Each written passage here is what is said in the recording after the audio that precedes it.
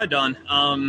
I guess this isn't the easiest question to ask, but when you look back on just the past month, even more than that, what are you most proud of when it comes to the job that you and your staff were able to do, taking over in a very difficult situation? Yeah, I'm proud, first of all, to be part of, the organization, the Sabres, and honored to have the position of, being in charge to make the decisions I've had to make. That in itself is a lot to be proud of. You have a job like this, and then you're surrounded by good people, good players. And, again, you as a coach, you have nothing if you can't push guys. And I really felt the best thing was to be able to push guys. Guys, wanted to be pushed. They wanted more. They felt they could give more, and they had more within themselves. And that was something very, very nice and very special to have as a coach. But I guess, Lance, just proud to be in the position and be with the group that we had. And two things, I guess. Do you want to come back, and when will you really start thinking about your future? Those are two good questions. I guess it all starts now.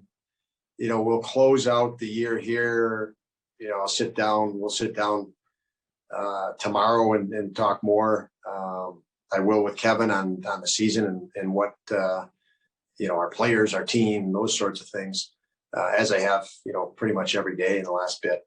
So that will continue tomorrow, and we'll see where that takes us.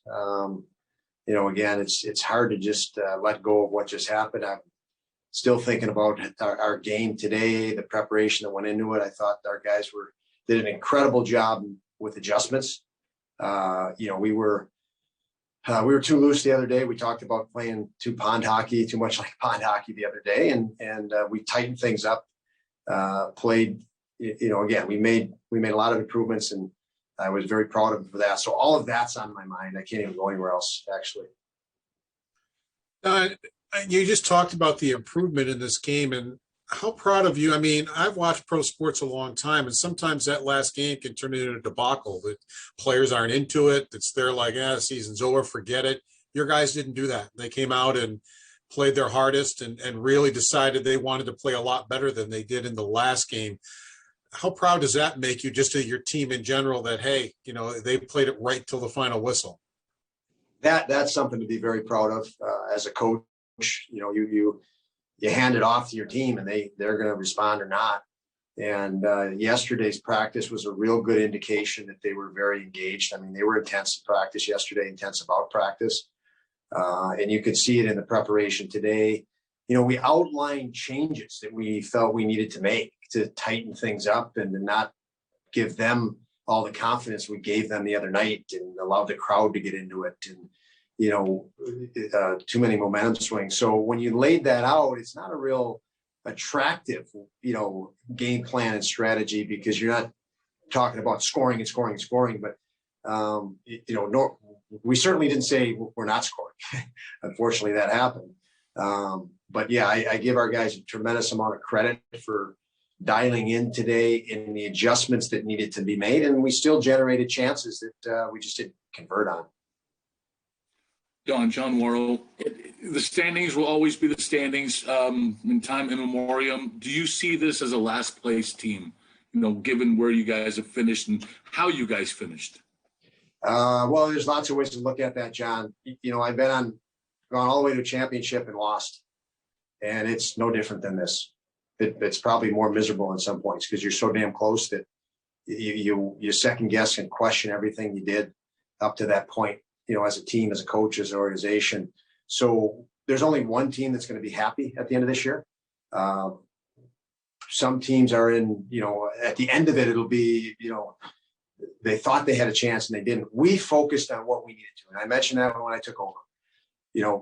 This is a different moment. We need to make everybody better. We're not good enough at that moment to win hockey games, and we're not going to chase one win. We're going to work and work and work until we get our head above water and we can win and know how to win. And I think our guys advance. They have a taste that their confidence. They should have had no confidence going in this building today, giving up 8 goals the other day. they came in that game from the drop of the puck and had confidence, and that's progress. And you guys questioned us, I shouldn't say you guys. I mean, we spoke about, we hadn't won against top teams in this division. What are we going to do with the last end of this schedule? And, we challenged our guys with that, and they took that upon themselves. And so lots of good things and lots of signs of progress. But, at the end of the day, there's going to be 30 teams not winning a cup. And so we're not happy with progress. That's expected, and we'll keep moving forward. I know the guys will do that. Hey, Don, have you and Kevin discussed how you guys will handle the exit interviews with players, and what kind of messages do you want to send to these guys heading into the offseason? We'll discuss that tomorrow. Actually, we discussed it. We'll discuss that tomorrow. We'll talk about that tomorrow. So with me, the exit interviews, I care about these guys. I told them that, unfortunately, when you're in a position as a coach, I have lots of ex-players wonder whether I actually cared about them. And that saddens you as a coach, because you have to push and demand and drive them so you're not always patting them on the back. And a lot of times they wonder whether you even care about them. But you do as a coach, very much. So for me, I want to see all these guys be successful. I told them that if there's anything I can do to help them down the road, be happy to do it, because they gave us, as a coaching staff, an awful lot. Don, Casey Middlestat just said he owes so much to you. Obviously, the guys see the care that you put into this game and into each player. How have you grappled with the emotions of taking over this team over almost the past 2 months? And what are you feeling now that the season's over?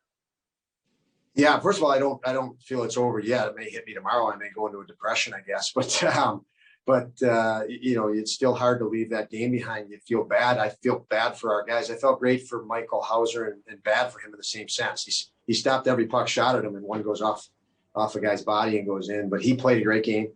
I really felt our guys put an effort in it tonight. You could say, or today, you could say they deserve more. They deserve better. And again, that's a hard feeling as a coach when guys competed hard and they didn't get the reward. It's a lot easier the other way when you're going to have to get on and push them the next day. But great effort by our guys today. I guess I don't have a handle on the emotional side. I think that's what you're asking, and it's still too professional for me at this point.